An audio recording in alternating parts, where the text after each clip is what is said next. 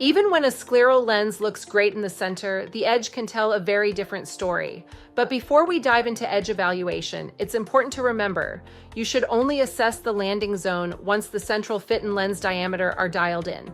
If the lens is too large or too small, or if there's excessive vault or central bearing, evaluating the edge in detail won't give you usable information.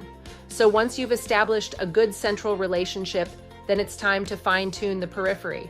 If you're seeing midday fogging, lens movement with the blink, or inconsistent comfort, there's a good chance the lens isn't landing evenly on the sclera. In this video, we'll walk through how to evaluate scleral alignment using the Maxim 3D trial lenses, how to fine-tune toricity, and when to consider freeform landing zone adjustments for asymmetric eyes. Let's start with signs of poor alignment. Two big red flags are midday fogging that worsens over time, excessive or inconsistent movement with the blink.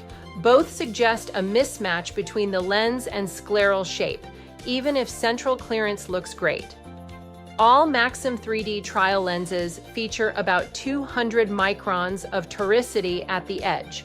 This toricity starts immediately after the optic zone, creating a wide zone that transitions smoothly over the peripheral cornea, limbus, and onto the sclera.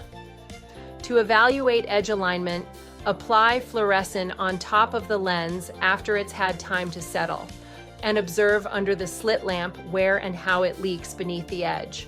On the trial lens, the star indicates the steep meridian. So if fluorescein leaks under the star, that means the edge is lifting along the steep meridian and you need to increase toricity. If it leaks 90 degrees away, in the flat meridian, you're likely seeing lift there and should reduce toricity. The amount and speed of fluorescein flow help guide how much to adjust. A small trace after 3 to 4 minutes, likely acceptable. Partial corneal coverage, adjust by 50 to 75 microns. Full spread across the cornea, go up or down 100 to 125 microns.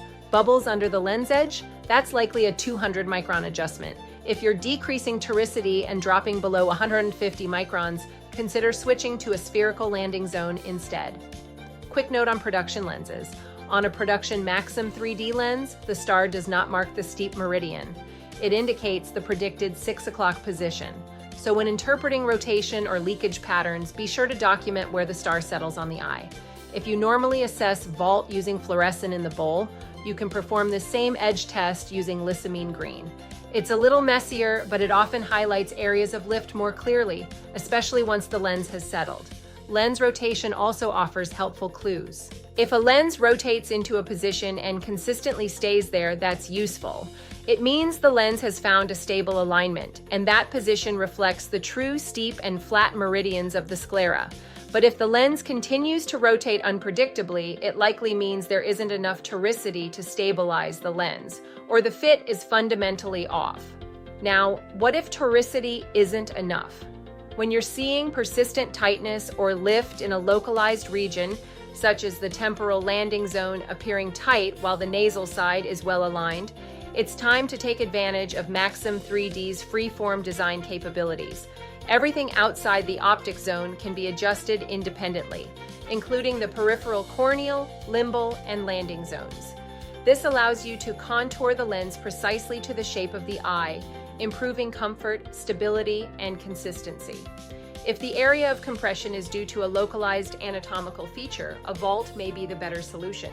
Choosing between a vault and freeform surface adjustments depends on the case. Here's a simple guideline.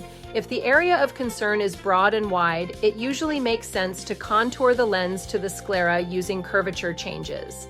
If it's high and tight, like a tissue abnormality, a vault is often the better approach. We'll cover vaulting strategies in another module. To wrap up, use fluorescein to evaluate edge behavior after central fit and diameter are established. Match your adjustments to the location, volume, and speed of NaFl flow.